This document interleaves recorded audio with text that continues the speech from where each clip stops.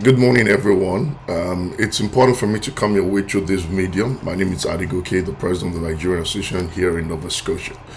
This last 17 to 18 months of being the president, I have worked in an harmonious and cordial relationship with the High Commission here in Canada because I think that this relationship is important, is vital in order for us to be able to receive things that we ought to benefit our people. The High Commissioner and the leadership at the High Commission will attest and bear witness to the fact that I have worked in good harmony with them, even responding to invitations at short notice to show up at Ottawa at no cost, to them, and we bear the cost because I think it's important to always be in sync with leadership. The passport intervention has been an unfortunate incident in the last for many provinces few years. We had an opportunity in early 2022 to have a passport intervention, and many provinces have not had in years. And our request had been made a couple of times for us as an association to have passport intervention sometime last year to early this year. In the month of April or thereabout, we were reached by the High Commission that they were ready to come to do it, even if it was a 5-year intervention passport. We get our people up, we told them about it. Not just later we realized that it wasn't just the Nigerian Association here in Nova Scotia, but also association across Canada were also reached out to and contacted that a passport exercise or a passport intervention exercise was going to happen. Everybody got excited. We got our people to begin to indicate interest so we could have an idea of the number of persons. Within few days, we were called back and the plug was pulled regarding the passport intervention. It was one of those low moments for me as the president of this association because I had been inundated by calls and requests and demands for our people, to have a passport intervention because their legal status, either as students or work visas, was primarily dependent on it, or for those who needed to make critical travel to Nigeria and the likes. As a result of that, the High Commissioner did a video and said to us that he was unable to do the passport intervention because the machine was unmovable. And this particular machine that was unmovable meant that our people had to go to Ottawa. So he made a request, or we were instructed to direct every person who needed a passport to come to Ottawa. As usual, I complied and ensured that that message was loud and clear to our people here in Nova Scotia, informing them about the decision of the High Commissioner that the people should go to Ottawa at whatever cost or whatever expense that trip was going to be. And many of them sometimes got, to Ottawa in the sun or in the cold and were unable to capture because of one reason or the other. So the Council of Presidents of Nigerian Association across Canada, began to have conversations on the plight of our various people. For example, in places like Manitoba, over 2,500 people were on the waiting list for passport application. Our number was small compared to those, but to us it was still large because we had about 500 people who were in need of this passport intervention as of April of this year. So as a result, we began to reach out to various institutions in Nigeria, both the Office of the Minister of Interior and the Immigration Services. After months and months of interaction, the acting Controller General realized or heard about the plight of about 7,000 Nigerians across Canada that were in need of this passport intervention. And our office decided to intervene and to do something about this. And the office decided to raise a team from Abuja of experts, of people who had the technical know-how, so that they would be here, in Canada to be able to do what has never been done before, for a team from Abuja to come all the way to Canada to do a passport intervention because of either the inability or otherwise of the High Commission in being able to meet this growing need and demand. When this started, I personally reached out to the High Commission to let them know about this idea. And it was pushed aside as though they don't know anything about it. I know that I think Controller General of Nigerian Immigration Services wrote a formal letter. I have a copy of that letter. I have a copy of that letter that was written to introduce the team, to introduce what's it called, and there were issues and there were kickbacks by the High Commission, who felt like either protocol were broken, who felt like why should whatever the I don't want to be involved in the various horse tradings between those various institutions. What I was more concerned about was that the need was valid.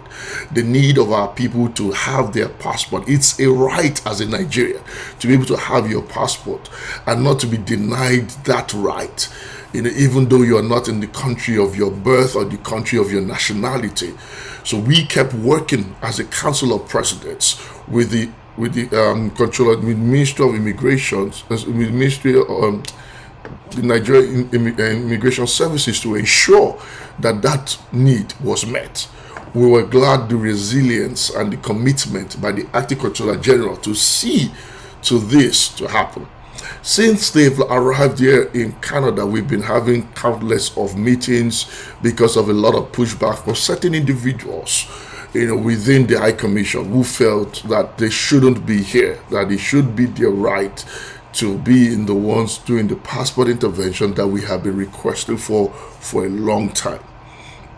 As a result, they've been back and forth. We've had, which has led us to have meetings with the Controller General, and with certain individuals within the power in Nigeria to begin to make an appeal even to the president. We have made a determination, and we're glad for certain individuals whose names I will not mention in the corridors of power in Nigeria are making that case even to the president. I know that because of the initial reaction from the Minister of Interior, he was made to write a query letter to the Acting Controller General about the allegation that she broke protocol before bringing the team without having proper interaction with the High Commission here in Canada.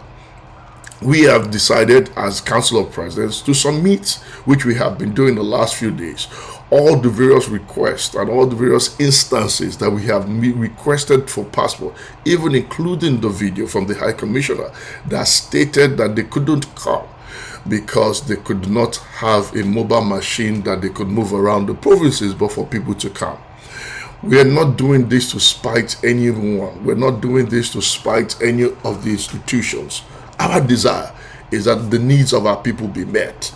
And we have tabled that need to the highest authorities in the land in Nigeria. And as a result, we are glad that the Controller General has stood by us, and we stand by the Controller General for this decision that is benefiting thousands of people. They have moved from British Columbia to Edmonton. From Edmonton, they're on their way to Newfoundland, which eventually will be in Halifax on the 26th. And from Halifax, they're going to be on their way to Saskatchewan. They're on their way to Manitoba. The numbers of people they are capturing is incredible. The High Commissioner and the team already have a means and a channel of communication with the Council of Presidents, a group that they created themselves in order to disseminate information. Those channels have not been utilized. Those mediums have not been utilized by the High Commission to have correspondence regarding these issues directly with us. But rather, what we have seen is that what seemed like a threat made days ago about going to social media to discredit this process has just been carried out. I want to assure our people that the people who are here with due authorization from the Controller General. The reason why I have personally not shared that letter on Instagram, but I have sent it as an email, I've sent it to our people in newsletter, is simply because of the fact that the names and the information of the people who were sent here and their passport information is on those letters. That's the reason why I have held back not to share people's private details like that on social media. But I have with people, with our members, our members within our newsletter, so that they are aware that these people are not carrying out anything illegal. It's important to note that any passport intervention, the High Commission under its watch always has what they call the passport office. Under the High Commission always sits the Minister of the Exterior and also the Minister of Interior. The Minister of Interior is mandated to do passports. That is where our passports are done. They are the ones in charge of it. They are the ones who are the officials of it. I appeal to the High Commission. I appeal to everyone to ensure that the us trading happening between the various institutions does not affect the needs of our people.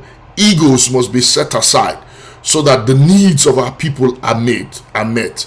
We have said this, that we will take this to the president, and we are grateful for a certain individual in the office, in the corridors of power, that is making our case, because it's important that the best of us continue to serve the rest of us, and that people must have the heart of the people in mind. And that is why I've decided today to put out this video. I am not trying to have issues with the High Commissioner or the people in the leadership. I have had utmost respect, and I want to continue to have utmost respect as I remain the president of the association, so that we can harmoniously deliver services that are helpful and needful to our people. It's still your boy Adegoke, and I just want you to note that the team that is here from Abuja, from the Controller General, is ready to work. They are working. This information that has just come to light has been in the background for the last few days. Because of this, we've had tireless and sleepless nights of meetings. I've had meetings to early hours of this morning. They're committed in carrying out that assignment to the letter. So I just wanted to say, please, that is what the realities are, and it's unfortunate that the various us trading have been brought to social media, and I think it's important for us to address it also on social media. Thank you, and bye-bye.